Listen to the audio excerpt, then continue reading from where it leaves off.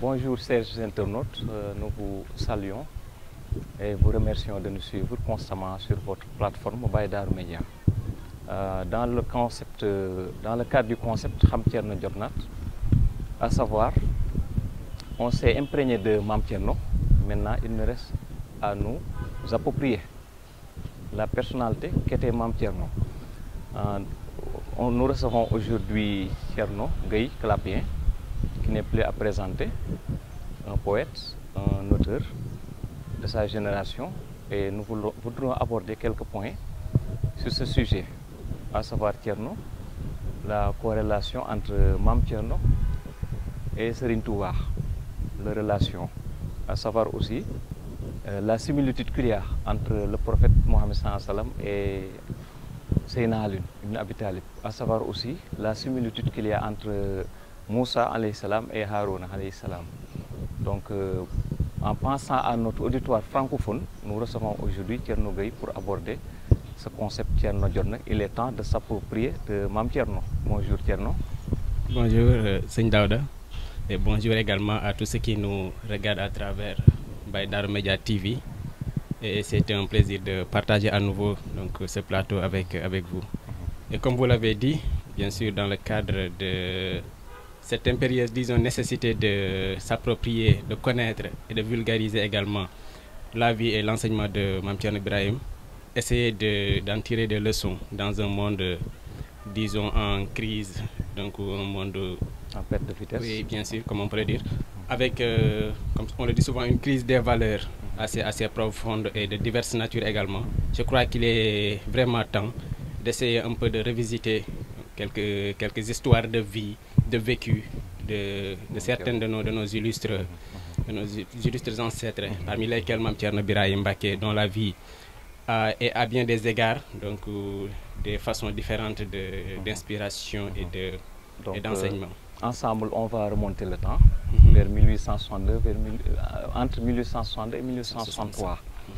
Donc, Sokhna Fat Issa attend quelqu'un qui va venir au monde.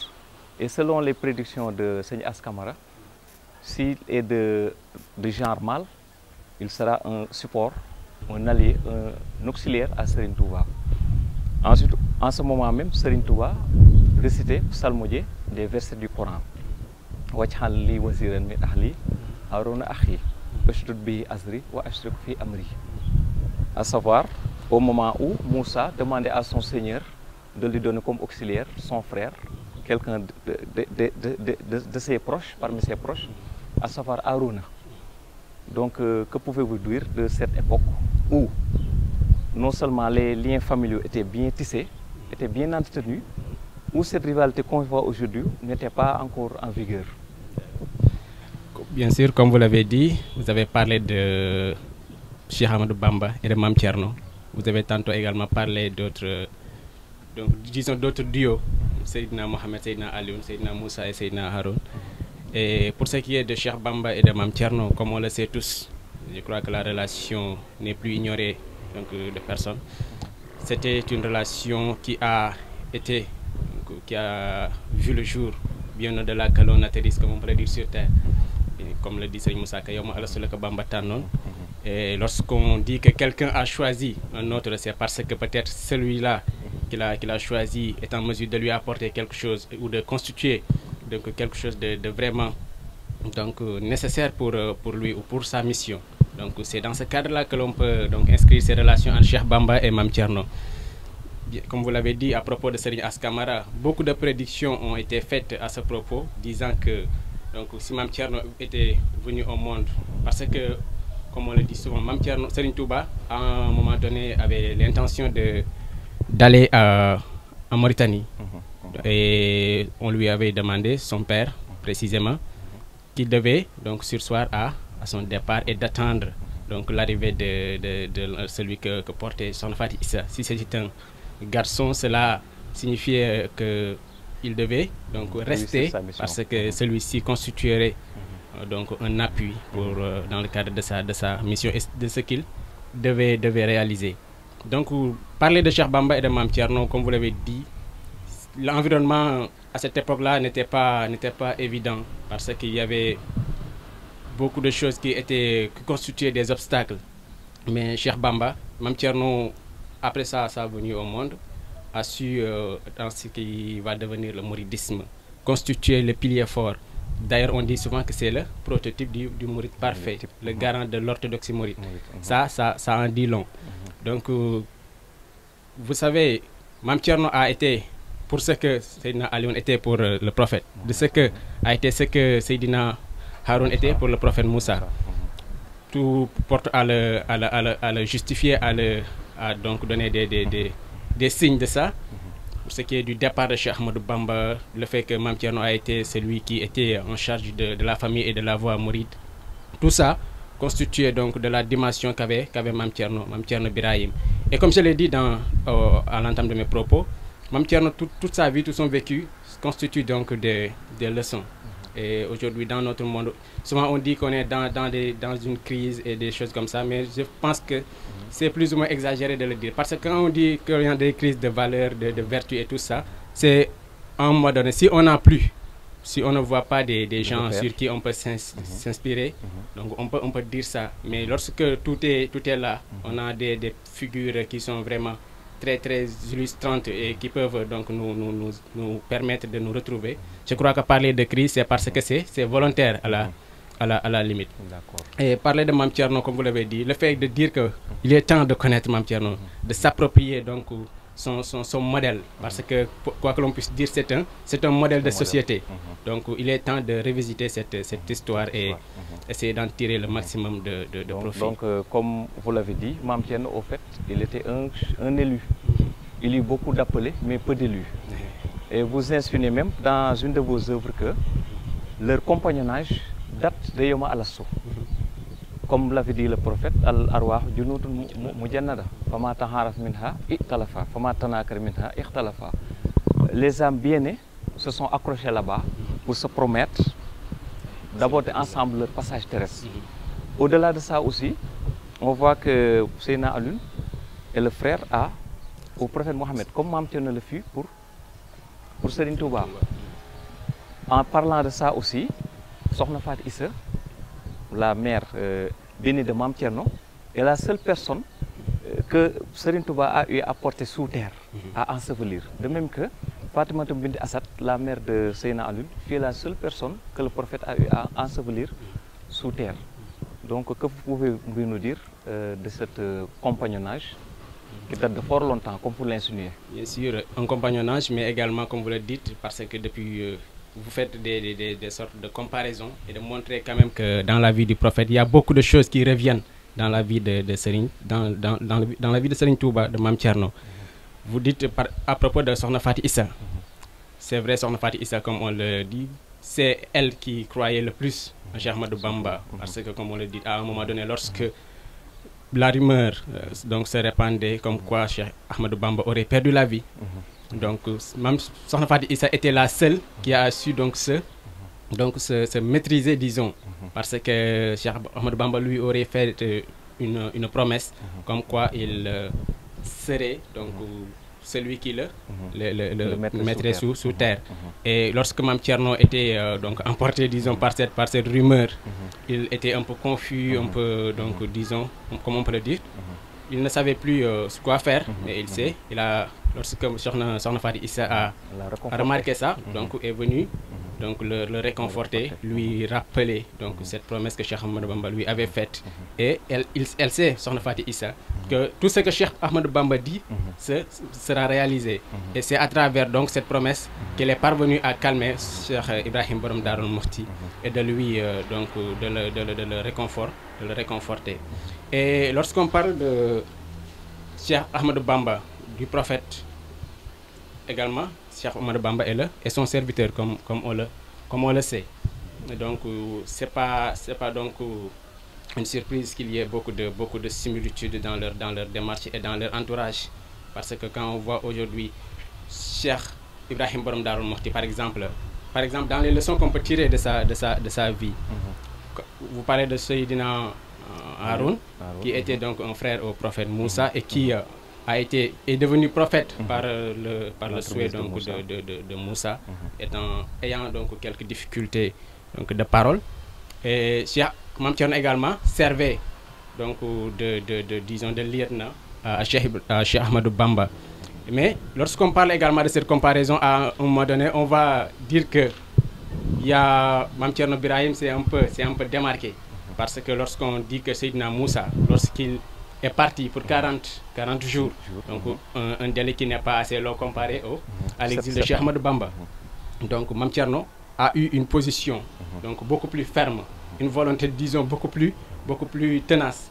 Et c'est à travers ça qu'il est parvenu à maintenir intact tout ce que Cheikh Ahmadou Bamba lui avait confié, sa famille, la voie mouride, donc pour voir à l'éducation, à la formation de ses enfants. Et ça, on voit que Mame Thierno est vraiment un modèle, quelqu'un donc qui peut inspirer les générations actuelles. Parce que la réalité c'est ça, au lieu de dire qu'il y a une crise, disons, de valeurs et tout ça, le terme qui serait beaucoup plus approprié serait de dire qu'il y a une crise générationnelle. Une crise de génération. Parce que souvent, comme on le dit, même Dieu dit dans le Coran,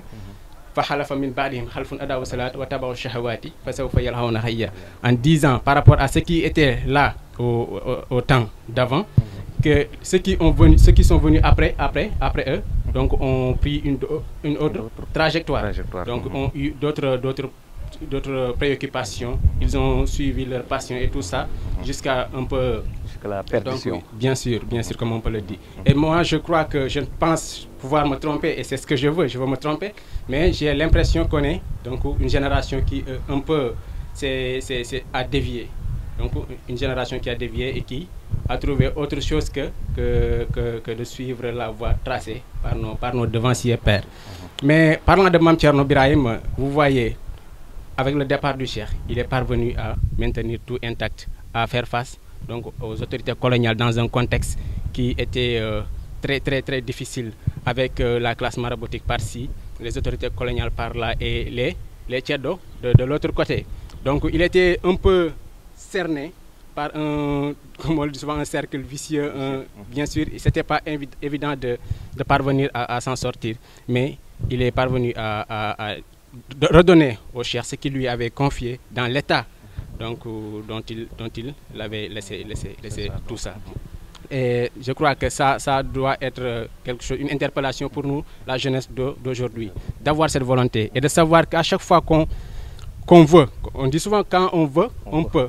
Mais également, je crois qu'on est dans un environnement un peu favorable, beaucoup plus favorable pour réussir. Aujourd'hui, lorsqu'on prend par exemple ce qui est d'actualité, les problèmes, débats, accès autour de l'emploi et tout ça, on voit qu'il y a une façon également de revoir le parcours de Cheikh Ibrahim Borom Darou, parce qu'il était jeune à cette époque-là, mais il est parvenu à se forger donc une identité d'agriculteur, un fin agriculteur, jusqu'à donc même fournir de quoi nourrir donc les autorités coloniales à propos des prisons donc du Sénégal. Et je crois que cette détermination, nous qui sommes de Darou Mouhty et de façon générale nous qui sommes du Sénégal, devons essayer de revoir donc ces modèles et de les vulgariser quand même. C'est bien. Donc on a abordé la relation entre Moussa et Haroun, à savoir Anta minni bi manzilat Haroun min Moussa illa annahu la nabiyya ba'di. Ce que le prophète avait dit à Khalid ibn Abi Talib. Vous avez aussi abordé la bravoure de Mame Thierno, qui nous fait rappeler la bravoure de Seydina Khalid, comme vous l'avez dit. À savoir même que ces champs, ces récoltes ont été brûlées, ont été consumées, juste pour lui causer du tort. Le blanc aussi, l'occidental lui a dit de quitter les terres de Mbacké Bari. Et il s'est obstiné.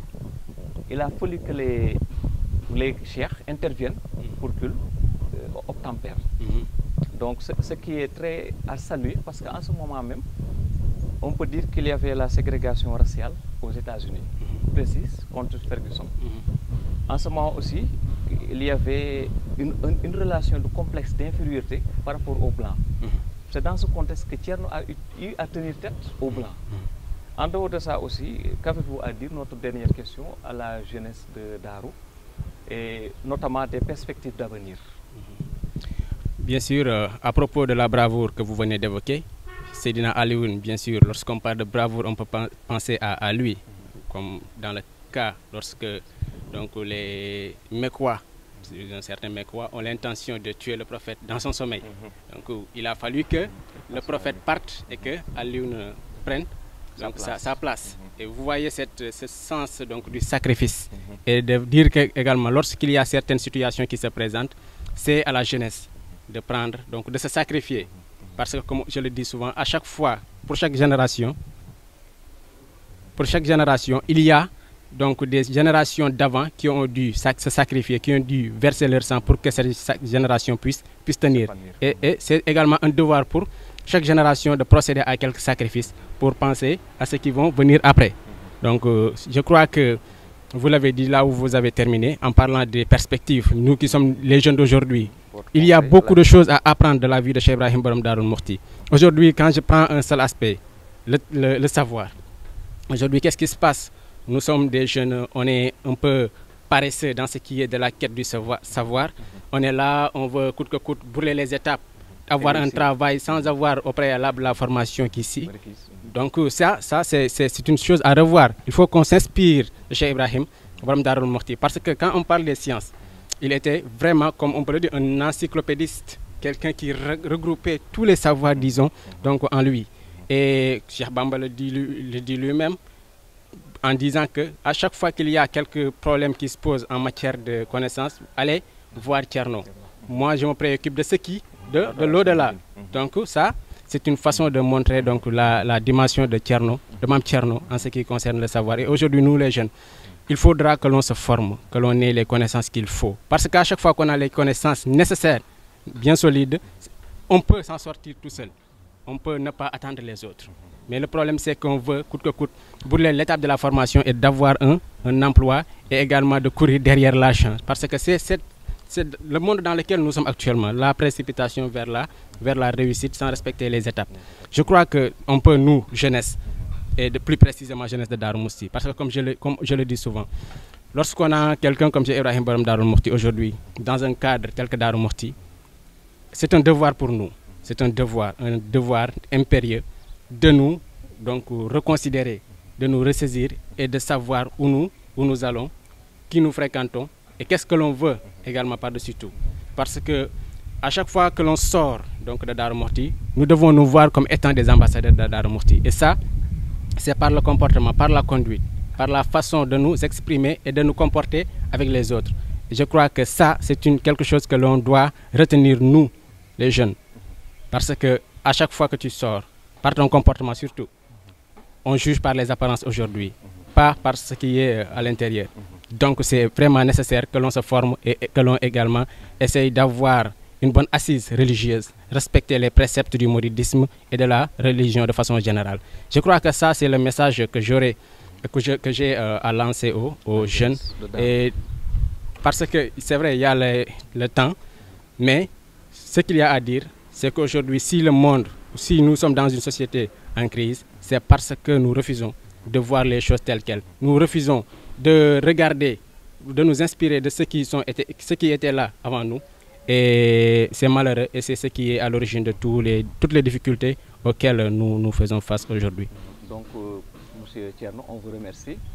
Vous avez abordé beaucoup de points, à savoir la jeunesse doit être en quête perpétuelle du savoir. La jeunesse aussi doit entendre ce qu'on appelle l'auto-entrepreneuriat. N'attendre rien de personne. S'inspirer de Borom Darou et s'approprier la personnalité forte de Borom Darou. Vous avez dit aussi que la jeunesse de Darou Mouhty doit constituer au fait une référence. À savoir, tout le temps, nous sommes appelés à quitter nos domiciles. De ce fait, nous constituons une étiquette de la ville de Darou Mouhty. Donc c'est avec ce dernier conseil que nous allons vous quitter, à savoir, Thierno Gueye vous lance un appel fort. Jeunesse de Darou, appropriez-vous Thierno.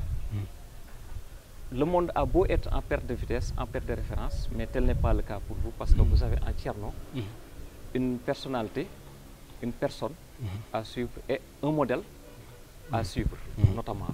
Merci beaucoup, chers internautes, de nous suivre sur Baye Darou Média. Donc, on vous donne rendez-vous prochainement avec d'éminents personnalités comme Serigne Cheikh Sour, Serigne Aïdara Sow. Asalaamaaleykum wa rahmatullahi taala wa barakatuhu.